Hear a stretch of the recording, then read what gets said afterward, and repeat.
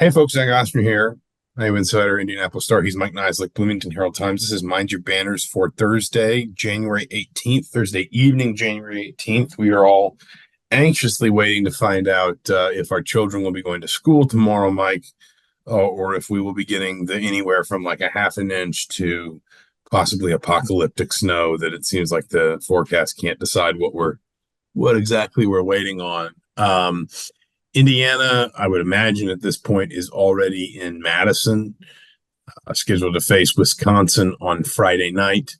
You'll be there. I'll be watching from home, wishing that I was eating cheese curds and beer cheese soup at the old fashioned. But here to talk, I guess, primarily about sort of Purdue leading into Wisconsin, and I guess as much as anything else, just sort of like a state of things after Indiana loses 87-66 at home to Purdue. I think it's fair to say it feels like the sort of loss that ought to make you sort of stop and take stock if you're Indiana, of just where you are and where things are going. And so we've had 48 hours or so to process everything that kind of went wrong for Indiana. What are the things that you still sort of pull out of that game besides the obvious of Zach Edey or Fletcher Loy, or just things that maybe surprised you or jumped out at you at sort of a second glance, things that just kind of maybe tell a certain story to you about that game? Well, one, I think they have an Xavier Johnson problem in terms of they've got to figure out what direction they're going to go. I don't think you could have him continue having him play the way he's playing and win basketball games.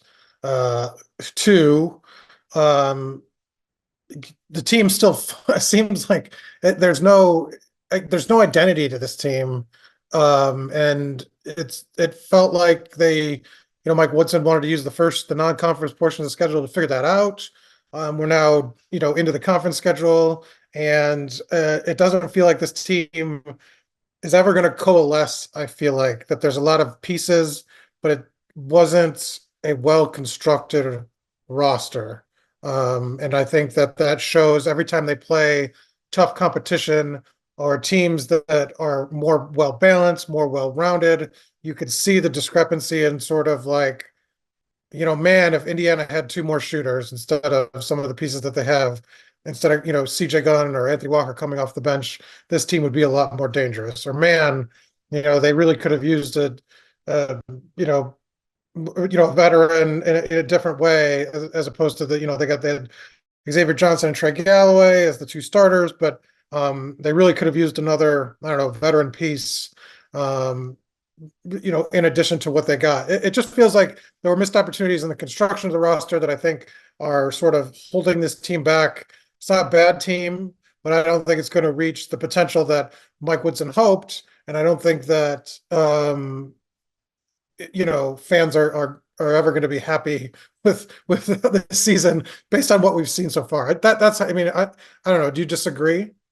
Well, no, I mean, we're kind of skipping ahead a couple chapters and just like what we were going to talk about tonight. But I think the question of like, I think a game up against Purdue it just it highlights that. I feel yeah, like that's kind of what I was seeing. I posed this to someone tonight, Mike Glasscott, good friend of the show, good friend of the podcast. He might even listen. Who knows?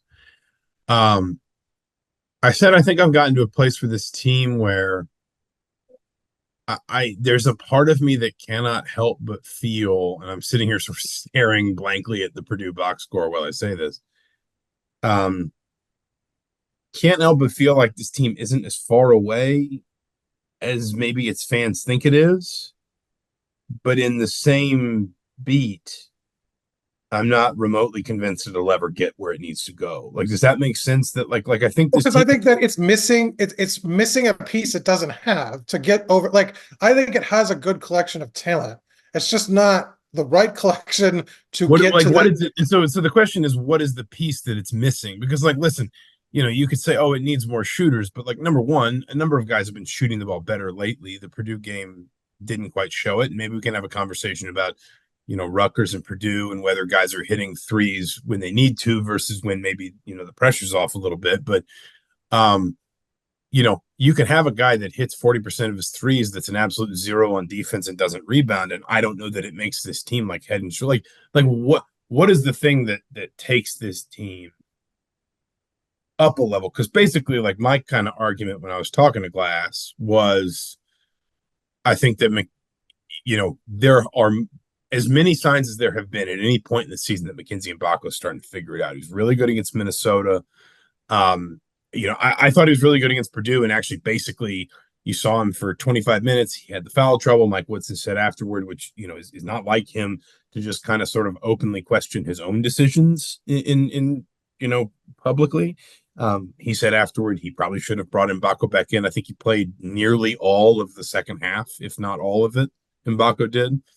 And I think you saw in Mbako's performance, too late, why Purdue was afraid of him and why he was probably Purdue's number one fear going into this game, and B, why, as it feels like he is starting to work out how to be, an approximation of the player we thought Indiana was signing when he was a top 10 recruit. He was signed to go to Duke. He was an All-American this. He was an All-American that. He was an NBA prospect, and on and on.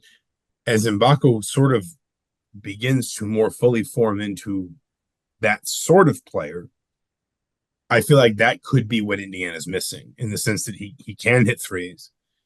He's a potential three-level scorer. I think he's more of a problem than anybody else on this team that isn't already just an out-and-out front court player in terms of getting fouled. Xavier Johnson's got a higher free throw rate among guys if we're talking about guys that play a lot of minutes. But obviously Johnson is kind of, it got issues unto himself, as you talked about, and we may come on to discuss. The 3-point shot has very much come around. He started the season 1 of 13. Since then, he's shooting like 39%. In Big Ten play alone, he's 12 of 26, which is 46.2%. And that's across 7 games. So, that's a pretty good number. That's more than that's what, that's pushing 4 threes a game. That's a good number. I just think, what I said was, I think this team is closer to realizing some measure of its potential than I think its fans think it is at this moment. And I understand why they're frustrated with it. Don't get me wrong. I'm just also not completely sure this team is ever going to get there. And if it is, to me, it's Mbako that makes that happen, because he's the one player on this team. When you talk about, who changes the dynamic, or who's a bucket getter, or who's this or who's that, Mbako, I think, is the one player on this team between now and the end of the season that genuinely strikes fear into whoever is putting together the opposing scout for Indiana. Whoever on Wisconsin staff, Illinois staff, Iowa staff, Penn State staff, whoever. When they're looking at Indiana, Mbako is the one player that I think the majority of the league is going to look at and say, if he turns it on, we don't really have the tools to handle that. And that's why I don't know if you saw Matt Painter's content. He said, he was a different player from the first 5 games to the last 5 games that they watched him. And that he said, and I think it's probably true, he's going to be really good next year if he comes back. But I mean, I think it's still going to take time. I don't know that throwing more pressure, and Mike Woodson's been very protective of him thus far of the season, to say it's on, he can't say it's on his shoulders because he doesn't want to put that sort of expectations on him. I get what you're saying, that it probably is on his shoulders, like their upside is his upside. But at the same time, I think that the team is hindered by the fact that, and this is tied to the Xavier Johnson discussion, Gabe Cupps, teams don't respect his offense. And it's really been 4-on-5 on, the defense. With Gabe Cupps in and playing so many minutes, they're really doubling Malik Renew. Khalil Wares, they've sort of, solved his problem a little bit in the last couple of games in terms of offensively. And I think this team's easier to game plan against when you don't have a point guard that's really capable of sort of making you pay. I think that's kind of hurting. And Trey Galloway, and this is really a symptom of the team, so up and down, right? Like that second half, he was terrific, but the first half, he was nowhere to be found. And I think that this team and we've talked about like they play good in 5 minute spurts. And how do you figure that out? Like how do you not even play 40 minutes, but play like a full half. It's like they played good that first 5 to 7 minutes in the second half of Purdue. And then obviously the first half was terrible. The back end of the second half was okay. But like, is it just a symptom of being young? Is it a symptom of not not gelling as a roster? Like I don't know what the solution is I mean, there, I but think that's I think those things do all kind of go, hand hand in in hand. hand. I mean, I thought about, I have thought about, kind of in the last couple of days, just like digesting the Purdue game, writing about it, picking apart different elements of it. Like I've thought about some of the Purdue games of the last 2 years, when obviously Mike Woodson started his career 3-1 against Purdue, and there's the Purdue game that Indiana wins in January 2022 in Bloomington. That Purdue team is 15-2. I forget what they were ranked. Actually, I was on paternity leave because Eamon had just been born, but Trace Jackson Davis only plays 11 minutes in that game because um, he's in foul trouble. He finishes the 4 fouls. Very uncommon for Jackson Davis. He didn't get in foul trouble a lot, but Edie and Purdue and just in general kind of got him in foul trouble that night. And yet Indiana led by 11 late in the first half of that game. You go to the Purdue game last season, the one where everybody kind of remembers it for um, uh, oh Lord help me, Jalen Hood going crazy, and he scored 38 points or 35 points, and on and on. Purdue led for most of that first half. If you look at I think their biggest lead was 17-10, but if you look at the win expectancy graph on KenPom, like I think Indiana's win expectancy was never higher than like 21.3% in the first half. Purdue was in control of that game for a long stretch.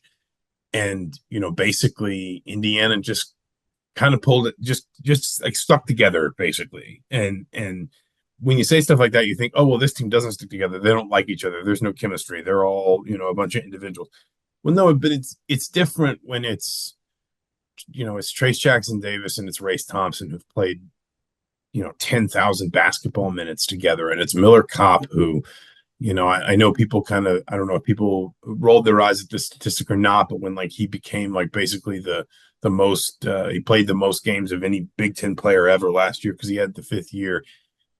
Like experience keeps you together in those moments, and experience both individually and also experience as a collective. And this team can have all the chemistry in the world. These guys do broadly seem to like each other. They seem to stick up for one another. When there's multiple guys on this team, when there's one of those like random like post foul scraps or somebody's in somebody's face, there's multiple guys who will stick their nose in and separate it and stand up for their teammate, whatever. But they just haven't played a lot of basketball together, and it does feel like they And come I think the unstuck. part that's missing, you don't see it, the leader necessarily, like a guy bringing the team together to sort of fight through in that first half of that Purdue. It sort of quietly faded away a little bit and didn't have Yeah. that sort of that guy to kind of to rally the team together a little bit. And I think that's where it's missing. And I think that speaks to your point that they don't have that. They got Trey, they got Xavier, but Xavier's on the bench right now, and not really sort of playing well enough to do that. Trey, I think, does it through his, he ignited the team through his play in the second half. But I'm not sure they have like the presence on the court to be like, look, guys, we got to settle down. Look, guys, we need this basket. You haven't seen that as much, I think, this year in tough situations. And I mean that is reminiscent a little bit to me of I think I've referenced the season the year before, the 2013-14 season Indiana had, where they lost 7 players off the team that won the Big Ten the year before, including two lottery picks and 3 seniors. I mean, if you look, I'm looking at their KenPom page right now. Their top 8 players: sophomore, freshman, sophomore. Will Sheehy was a senior, freshman, sophomore. And there was just kind of this like you kind of got the sense that Sheehy had a really strong personality, and he was a really hard worker, and he'd been a really big piece of what Indiana had built over the previous 2 or 3 years, and all that. But he's a senior on a team full of freshmen and sophomores, and you just kind of felt like it was a struggle for everybody to connect in the ways that aren't just sort of like, hey, we all hang out off the court, or we all did these team bonding activities together, but like the unspoken stuff. And actually, I think like you bring up Trey Galloway, I think, in fairness to him, I think there have been moments when he has sustained that leadership a little bit. I mean, I think about a game like Michigan where he's 3 of 12 from the floor. He scores 9 points, but you feel like he's still in some key stretches a bit of a calming presence. He's seeking out the ball. He's doing this. He's doing that. Obviously, they lose it, but the Kansas game, of course, he goes nuts. Increasingly now he has really sort of inserted himself as this team's point guard. I mean, effectively, he's got the sixth best assist rate in Big Ten play alone of any team, of any player in the conference. Well, while shooting the ball better and scoring it better than he was in November and December, by and large. So I mean, it's tough, and again, I think the other reason it's tough is because it does feel like they're not that far away, but it's more almost to me like it's like they're 5% of 8 different qualities away, rather than being 25-30% of like 2 qualities away, where it's like you don't have a point guard, or you just flatly can't rebound the ball, or some Indiana teams we've seen in the past that like just literally can't shoot. Like I've covered an Indiana team that shot 31% from 3, where it's just like no one can shoot. Absolutely no one can shoot. This team's shooting 33.7%, which is basically middle of the road from 3. That's 161st nationally. They still have the volume problem, but they're shooting 36.6% in Big Ten play. Like the 3-point line is not a disaster for them. They could stand to use it more and stop taking long twos. But like it schematically, sure, they could use another shooter. Everyone could. It's not like they literally just can't shoot the floor. It's not like they literally do not have enough. Well, I do think their bench is lacking some firepower offensively. That's fair. And CJ Gunn is sometimes filling that role and sometimes not. And Anthony Walker's the same thing, where it's like, and maybe if you were Mike Woodson, you hoped, or maybe you still hope, that Xavier Johnson, can kind of obviously move past some of the stuff that he obviously needs to get rid of, like the flagrant fouls. And well, I mean, do you want to get into what? Well, I mean, that's the perfect segue. So Xavier Johnson obviously had the flagrant nut shot against Rutgers. Benched, has come off the bench the last 2 games. He gets another flagrant foul that was an obvious just two-handed shove at Zach Edey off the ball. No sort of particular reason. What if you're Mike Woodson? What would you do, and what do you think he'll do? Yeah, I mean it's hard. You've got to. I think that the first thing you've got to do is, and this sounds weird, but like, most guys don't play 6 years in college, and like that's something that kind of sticks out to me about Xavier Johnson and some other guys too. Is not on this team, but just in general. Like we have this wave of 5th and 6th year guys that shouldn't be in school, but they have the COVID year, and with NIL, it is financially lucrative for them to be playing it, and so whatever. I think the first thing you probably have to do is really just kind of like have a very frank conversation with Xavier Johnson, just say like, what do you want out of, ultimately you've got, effectively Xavier Johnson is promised 14 more basketball games at the college level. And yeah, he'll probably have a professional future somewhere. Obviously a component of that conversation with Mike Woodson is probably like, well, where do you want that to be? Because there have been times in your career when you've looked for all the world like the kind of point guard that some NBA teams would love to stash on their G League roster and develop a little bit and see if they can't, refine your shot and turn you into something defensively. And then maybe you can get a cup of coffee in the NBA, and then you never know what happens. But this version of your game is obviously not going to play anywhere near the professional level in the United States anyway. Of course, Europe is always an option and things like that. But I think there's, that's kind of specific. I think the conversation, if I'm Mike Woodson, and I'm loath to just like put myself in somebody else's shoes and just say, oh, well, what someone should do is this, or someone should say is No, this. I meant more. What would you But do? I mean, What, I think like I would just kind of sit him down and have a pretty big picture conversation and just say, like, listen, you know, um, I know this is new for you. There's never been a point in your career when you've been less involved, and but are you saying? you, But you're you saying didn't keep. expect you didn't expect to be here. I mean, but by Johnson's own account, he said, I thought I was done after last year, and even the injury didn't necessarily immediately change his mind. Like even immediately post injury, he wasn't like sure. Okay, I definitely want to come back for a sixth year. I want to pursue a sixth year. I think the first thing I would basically ask him is like, what do you want out of these last two, if you can be part of us turning this thing around 2.5 months But to do you maybe think do three you think quarters he'll keep months or whatever. keep coming off the? I mean, like practically speaking, more. I'm more. I mean, I get what I you're don't think saying, you and can. I don't think you can put him back in the starting lineup until he earns it. I mean, I don't. I think you. I think any coach would tell you that. You know, he goes to the bench. He starts the Rutgers game.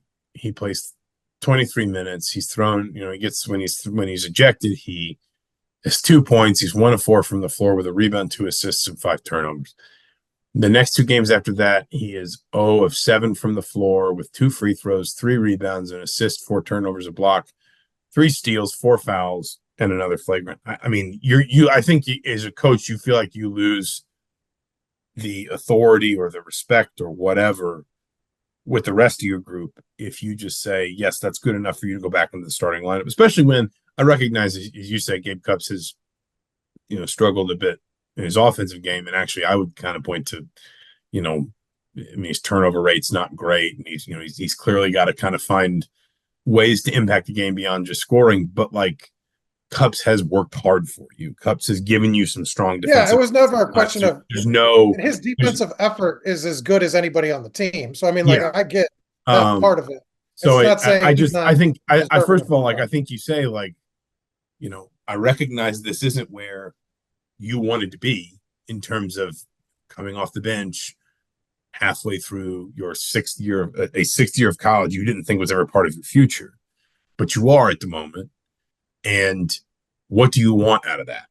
Because, like, in the same way that, I think Mackenzie Mbako is a certain key to, sorry, that's my, is a certain key to, this team finding a level of, sort of like another gear offensively, another gear athletically. I think Xavier Johnson, you know, especially if you can get him to embrace this bench role, and you can still play him tons of minutes. That's the other thing you can tell him is you can still play him tons of minutes off the bench. You can still, sorry, I'm getting a telemarketer call. This is driving me nuts. You can still play him, plenty of minutes off the bench, and he can still get, especially on a team where your bench is already, fairly thin. He can get, 28, 30 minutes, no real trouble off the bench, depending on the patterns of your substitutions. But I just think you need to have that conversation with him and say, like, what do you want? Like, what, because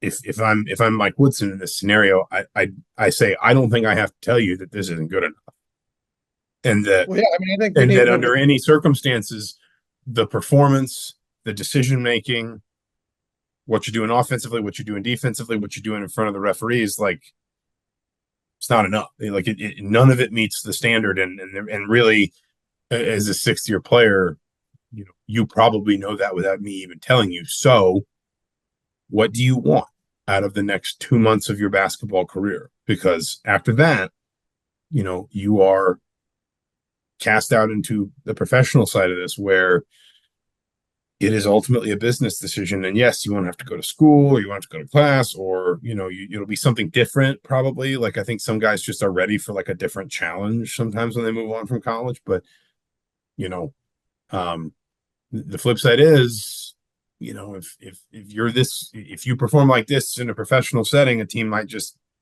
drop you. So I think there's just kind of I think there's a frank conversation to be had to just say, like, what do you want? And can we marry that to what the team needs, essentially?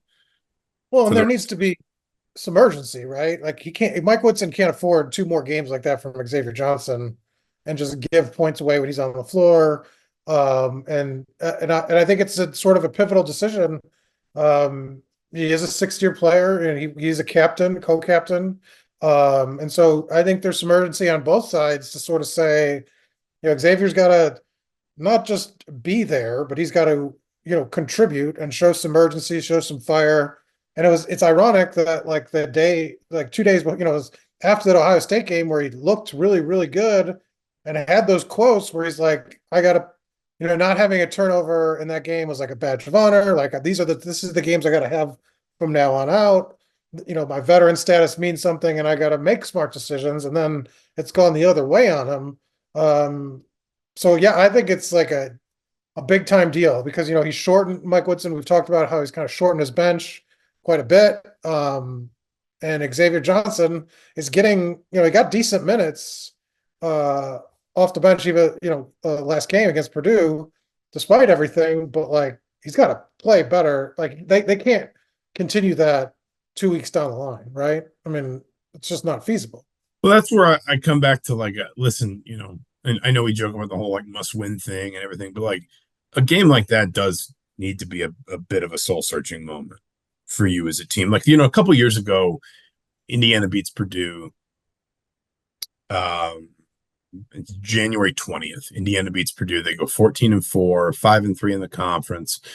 I think Purdue was, top 10 Ken Palm, top 10 net at the time. So this was like a real sort of like hang your hat on it kind of win. It was their first win against Purdue in 10 tries. Like it was an enormous win.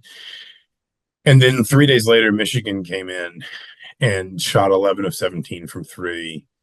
And Indiana was clearly emotionally hungover, and they lost 80-62. And like it was never really that close. Like Michigan's minimum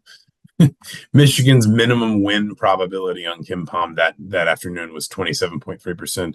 It was when Indiana took a 2-0 lead with 18 and a half minutes remaining in the first half. Like that was the way that game went. It was like it was all Michigan virtually from the beginning. And it was just very clear like Indiana was just kind of hung over from such an important win, both for the complexion of that season and also just like for the wider message of getting out from under this long losing streak to Purdue and not being able to win these kinds of big games at home and all that kind of stuff that had plagued them under Archie. And so you were able to look at that Michigan win and just say, like, just set that to one side. That, like, that, yes, you can't play like that at home forever, but like that doesn't mean a lot in the course of the season. You know what that was ultimately. This is the kind of game that basically sits to me at the opposite end of the spectrum. And I think this conversation kind of for everybody to have at some level, whether it's with Xavier Johnson and sometimes maybe the topic of conversation might be like more obvious or more, self-explanatory for lack of a better term. But I just think it's one where, to lose that heavily to your rival in your building the way that you did, you got a couple guys in foul trouble and you basically just kind of lost control of the game. And there was no, one of the things I was talking to Glass about this. I do a radio show with Glass every Thursday afternoon. And, I said, what was, semi-ironic was if you actually kind of like, if you read out the offensive rebounding numbers or the turnover numbers or the 3-point shooting numbers, without knowing anything about the game other than those statistics, you would have said, actually, okay, Indiana must have had a decent night, because the things that we thought would really hurt Indiana, Purdue's ability to shoot the three more effectively, Indiana's struggles with turnovers, Purdue capitalizing on Indiana having these offensive rebounding issues and second chance points. None of that stuff really manifested in a major way. It was just much more like fundamental connectedness, control, I don't want to say pride. Like I feel like it's really easy to start throwing in sort of like intangible criticisms without any real proof or whatever, but like at least a certain measure of just like collective fight on your home floor. I just think this needs to be the kind of game where everybody has a little bit of a soul searching conversation, because look at what you have next. Your next two, you have Wisconsin, then you have a week off, then you have Illinois, both of those on the road. You get Iowa and Penn State at home. Iowa would probably be a quad 2 win, but they have struggled to beat Well, you're Iowa. spoiling it. I mean, we should set this question up because I mean, they've No, had but the jokes aside, the point is, two must wins out of the last three. They've lost two of them, 1-1. Is the series a must win one out of two? I think it's, well, I know I would take it of a whole piece of 4 of your next 6 are on the road. All 4 are quad 1 wins if you win any of them. The 2 at home, one is a quad 2 against the team Woodson hasn't beaten yet in Iowa. The other one is a game that basically just all you could do is avoid losing it, which is Penn State, at least for the moment. Obviously, net rankings can change and stuff, but I don't think Penn State's in the top. I'll look while we're talking, but I don't, unless something has dramatically changed. Penn State is not in the top 75 and then after 118. So that's a quad 2 win at best. My point in this is like, and there's probably people listening to this saying, don't even talk about the NCAA tournament. This team's nowhere near the NCAA tournament. Like, it's not right now. But the point is, if there is an opportunity for this team to grab hold of the direction of its season, still, if that remains a possibility in any meaningful way, it like, this is the stretch to do it. And I'm not saying it's easy, because 4 of 6 are on the road, and frankly, the ones you need to win most are pretty much the 4 road games in any combination. If you could somehow But realistically, 2-2 in those 4, that would be a huge win. But 2 of those 4 would be a minimum for a path to the tournament, do you think? I think so, because after that, you've got Nebraska and Northwestern at home. Those are quad 2 wins. Penn State on the road, as stated, not going to do anything for you. Wisconsin at home would be a quad 1-ish win, depending on where Wisconsin was. Maryland and Minnesota, I don't think either one of them is in the top 75 right now. In the let's see, Michigan, Rutgers, Minnesota. No, Minnesota and Maryland are in the mid low 90s or mid high 90s in the net. So neither of those road wins do anything for you. And so then you get to a situation where the only team you've beaten on the road is Michigan, a team that's also in the 90s right now, or maybe they're I guess Michigan is literally 90th in the net right now. And B, you just don't have enough quality. And I think it's and as we have learned, not that we have learned, we should know this. Everyone should know this. Indiana learned it sort of like the semi-hard way, I guess, a couple years ago when they went to the Big Ten tournament. They came back and beat Michigan. They beat Illinois. They took Iowa all the way to the wire. The committee doesn't give you that much credit for those. They can't, because they have to have the bracket fairly locked in by like Friday afternoon, Friday evening of selection weekend. They can't leave it super open-ended for teams that make some surprise run in the conference tournament. You can improve your seeding maybe, but you can't go from no chances teams in the field unless you win the automatic bid. You can't go from no chances teams in the field to, wow, they had a great weekend in Minneapolis, let's stick them in there. We got 4 minutes left to set up Wisconsin. So of those 4 road games, obviously I think Purdue's the hardest. Where does Wisconsin rank? Obviously they haven't won there in what, 2 decades? Yeah, I mean, I think Wisconsin's really difficult. The one that I would is Wisconsin harder than, I mean, they beat Ohio State already. The one that I would circle in red is Illinois. Number one, Illinois is a harder team. No, I guess Illinois is more of like a barometer to me. They're going to get 8 days off between Wisconsin and Illinois, so they'll be as rested as they can possibly be. They'll have as much time as they can to scout. Illinois got the Terrence Shannon thing going on. Illinois, kind of, they lost like badly, but then battling at Purdue, and then they beat Michigan State on the road, or at home, excuse me. And everyone was kind of like, oh, Illinois is, figuring some of this out without Terrence Shannon. Then they just, frankly, collapse against Maryland at home. They've got Michigan away, Rutgers at home, and Northwestern away. So they will not be as rested. And like what kind of tends to happen, and setting the Terrence Shannon thing completely to one side, but kind of tends to happen in these situations when a really important player is suddenly not available for a long period of time, injury or whatever it is. Obviously, in this case, it's something off the court.